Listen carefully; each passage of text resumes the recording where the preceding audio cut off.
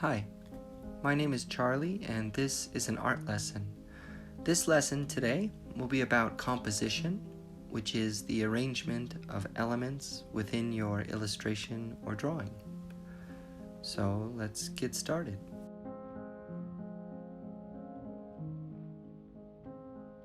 If you saw my last lesson, you know that I like to start with a frame and a horizon and just a general idea where the subject might be.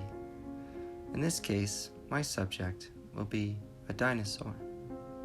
Of course, I'm drawing very simply because I'd like to remind you of these different parts of a drawing. Now, the horizon line is, of course, where the ground meets the sky. So if I draw some mountains, I've moved my horizon line up above eye level. The original horizon line, the straight line down here, is just eye level.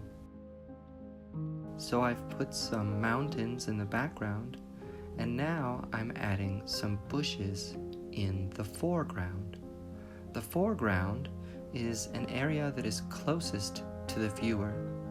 So these bushes are closer to us than the dinosaur is, and you can tell because they overlap. The dinosaur appears to be behind the bushes.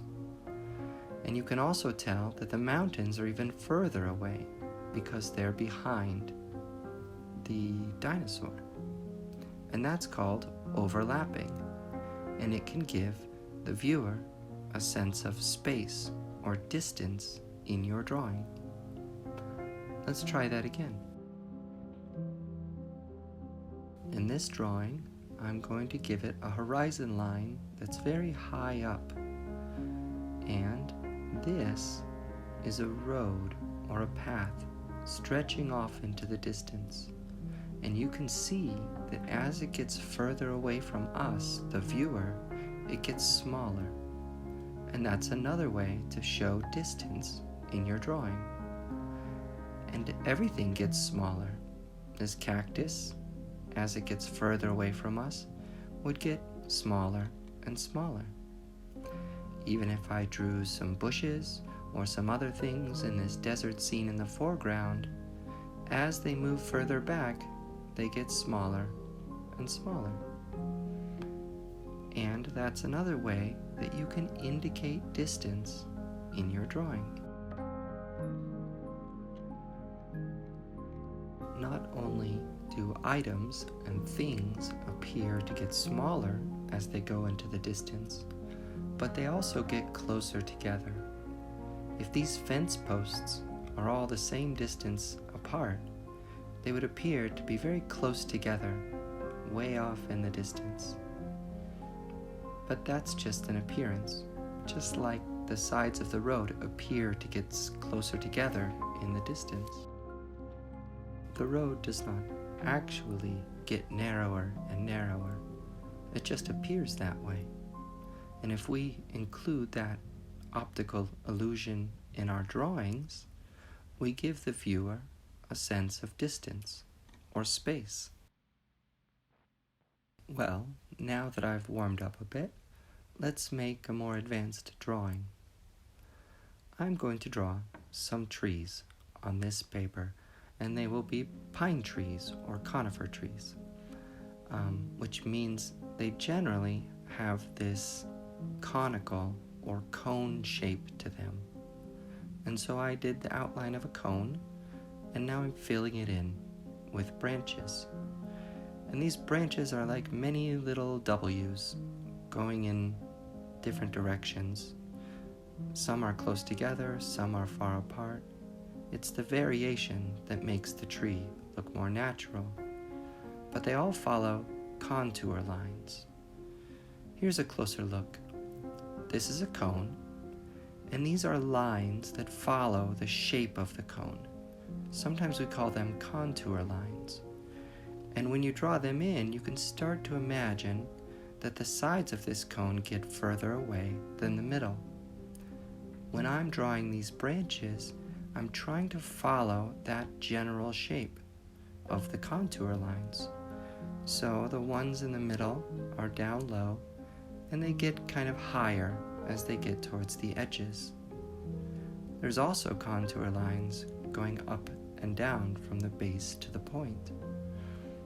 And it's important to follow these when you're making your branches on a conifer tree.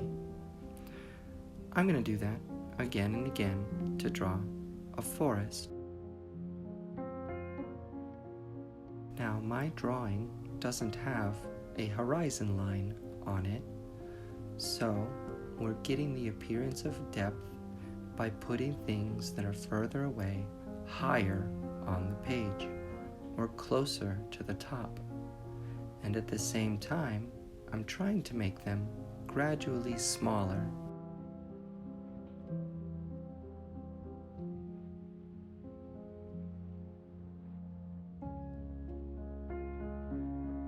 Now, if all my trees looked exactly the same, it would be a boring picture indeed.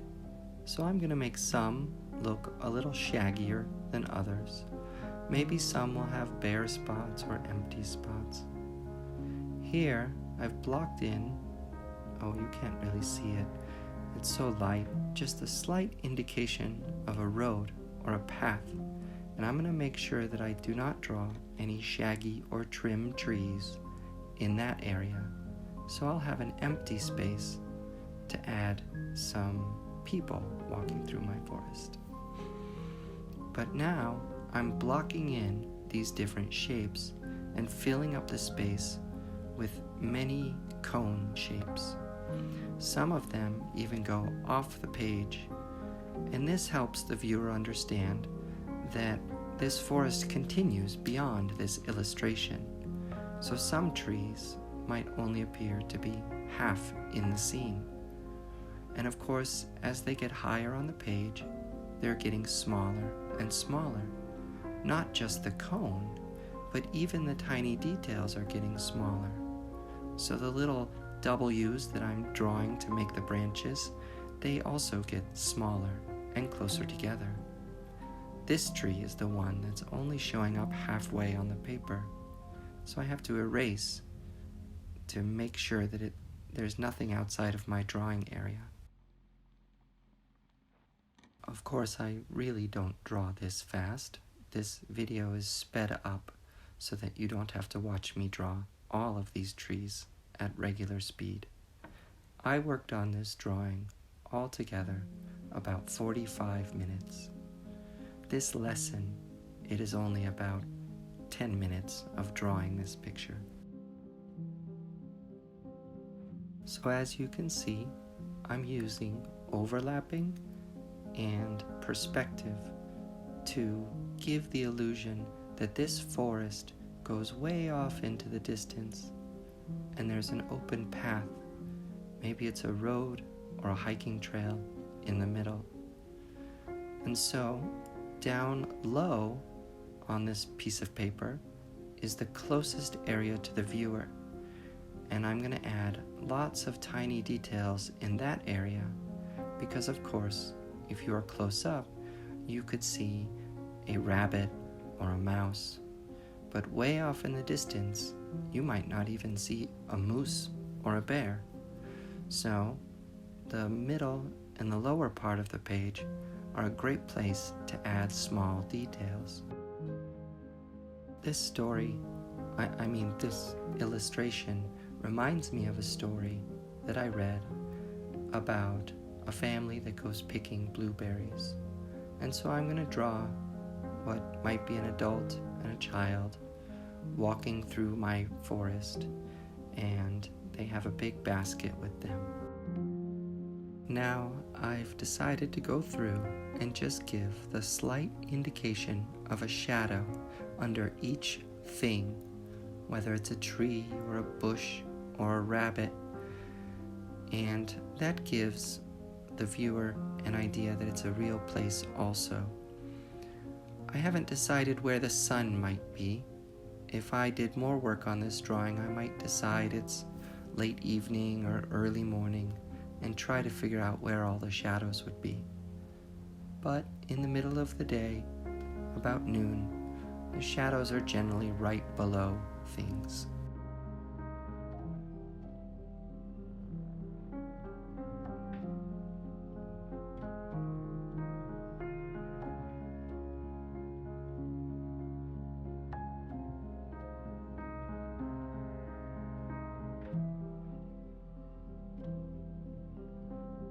When I'm drawing for these lessons, I try to keep my paper nice and level for your ease, but when I'm actually drawing, I often tilt my paper like this, so that the curve of my arm more easily goes across the paper in a natural way.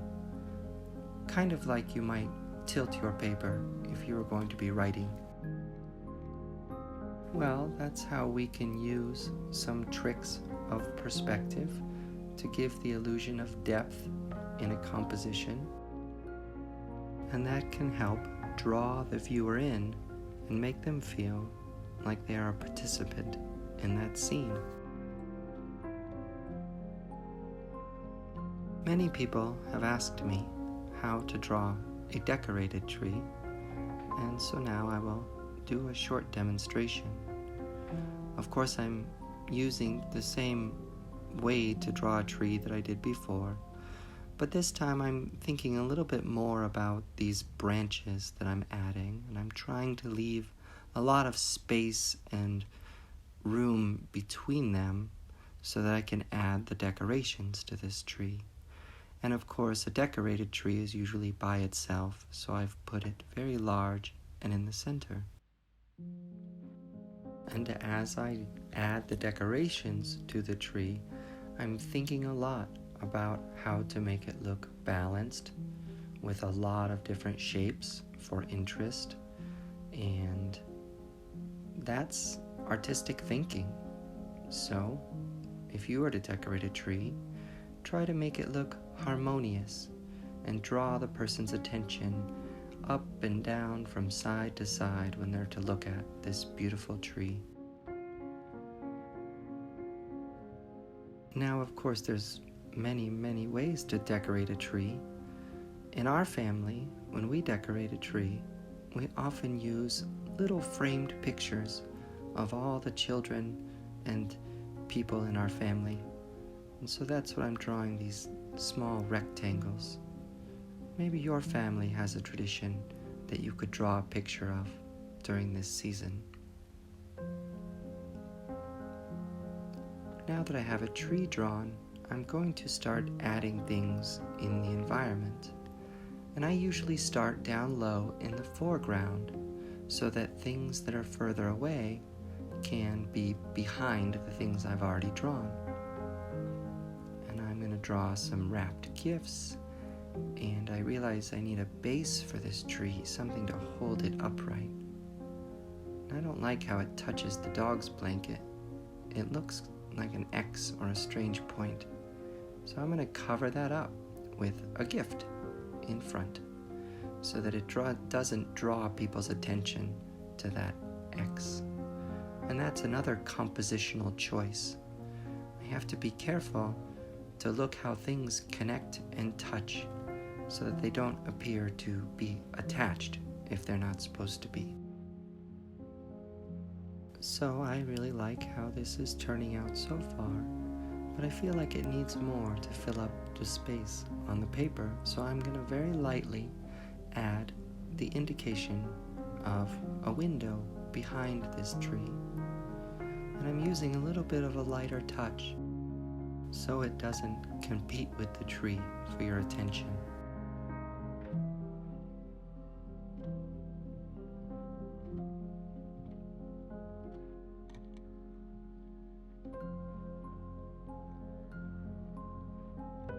Well, that's all the time I have today.